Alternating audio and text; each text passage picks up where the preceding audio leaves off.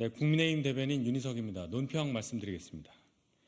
164석의 거대 야당 민주당은 그동안 논란과 이견이 큰 법안 처리에는 일사천리로 움직이며 폭주하더니 선거구 개편 문제에는 유독 소극적인 모습입니다. 지난 총선에서 퇴행적 위성정당 문제를 야기한 현행 준연동형 비례대표 선거제를 만든 장본인인 민주당의 갈팡질팡 행보에 정치 신인들과 현장의 혼란은 점점 가중되고 있습니다.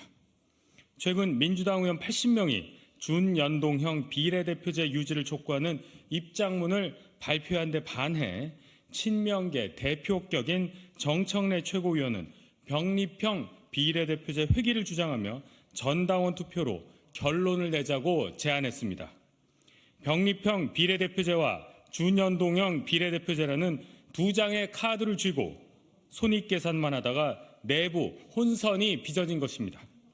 명분을 따르자니 패배가 겁나고 의석을 챙기자니 비판이 두려워서 망설이고 있는 것 아닙니까? 민주당의 눈에는 유권자의 국민이 보이지 않는 듯합니다. 도대체 민주당의 입장은 무엇입니까? 선거제뿐만이 아닙니다. 정부 여당의 호소와 소상공인들의 절규에도 중대재해법 다시 하겠습니다. 선거제뿐만이 아닙니다. 정부 여당의 호소와 소상공인들의 절규에도 중대재해처벌법 유예 법안을 무산시키고 산적한 민생법안 처리에도 나몰라라 하고 있습니다.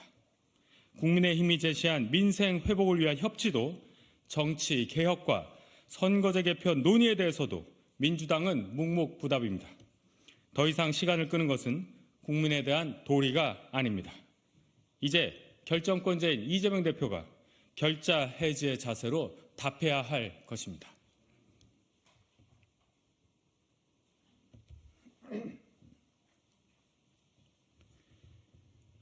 가짜뉴스는 거짓 정보를 퍼뜨려서라도 상대를 공격하겠다는 극단의 정치, 혐오 정치의 표상입니다. 가짜뉴스와 이에 더한 음모론은 이를 정쟁의 소재로 삼아 이득을 취하려는 세력에 의해 끊임없이 확대 재생산되며 사회 분열을 조장합니다. 여야 정치인을 향한 정치 테러라는 믿을 수 없는 사건이 발생했음에도 가짜뉴스와 음모론은 여전히 횡행하고 있으며 이를 이용해 상대방을 악마화하려는 시도가 반복되고 있습니다. 배현진 의원에 대한 피습 사건을 두고 특히 온라인상에서 자작극, 권력에 의한 기획설 등과 같은 거짓 정보가 유포되고 있으며 인신공격성 댓글과 성차별적 혐오 발언까지 난무하고 있습니다. 이러한 행위 역시 누군가를 공격하려는 의도가 담겨 있다는 점에서 그 형태만 다를 뿐 제2, 제3의 정치 테러나 다름없습니다. 국민의힘은 물리적 폭력으로 정치를 위협하는 행위뿐 아니라 온라인에서 벌어지고 있는 정치 테러 행위 역시 강력하게 반대합니다. 한동훈 비대위원장 행보에 대해서도 근거 없는 허위 사실이 무차별적으로 유포되고 있습니다. 국민의힘은 이러한 악의적인 가짜뉴스 유포, 명예훼손 등과 같은 범죄 행위에 대해서 단호하게 대처할 것입니다. 엄중한 시기입니다.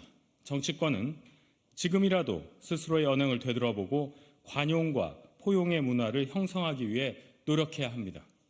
국민의힘은 상식과 이성으로 정치 테러 사건에 대응할 것입니다. 신속하게 재발 방지책을 마련하겠다는 점을 다시 한번 약속드립니다. 이상입니다.